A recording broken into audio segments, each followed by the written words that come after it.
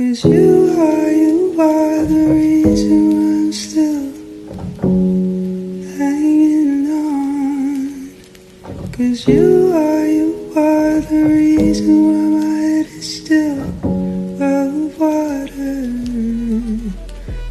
អធិស្ឋានបងមកលើកនេះរឿងសែនតិចឯងព្រោះថាស្រីសទាំងពីរនេះមិនតាន់ដល់គូទេអញ្ចឹងហើយឲ្យបងអូនសុំណែនាំជូនបងទស្សនាទាំងអស់គ្នាបងសម្រាប់រ៉ៃ GR ផ្លាកលេខមន្ទីរមានជ័យមួយគ្រឿងនេះប្រើប្រាស់បាន 8600 គីឡូជាតិនិងឆ្នាំផលិត 2025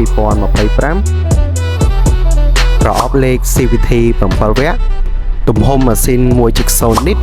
3 ស៊ីឡាំងដែលផលិតកម្លាំងសេះរហូតដល់ 96 HP ពូកក្នុងបាទពណ៌ខ្មៅ 5 កៅអីធំទូលាយមែនទែនដែលធ្វើឲ្យការធ្វើដំណើរមានផាសុកភាពឯតម្លៃវិញត្រឹមតែ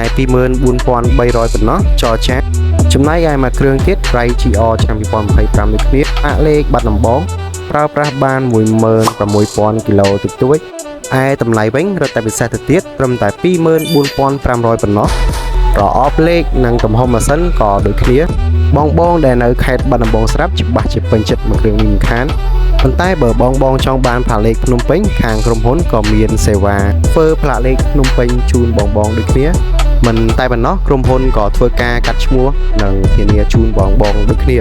អរគុណបងបើបងចាប់អារម្មណ៍កុំភ្លេចធ្វើការទំនាក់ទំនងមកលេខទូរស័ព្ទទាំង3ខ្សែនៅtrongវីដេអូនេះបានសូមអរគុណ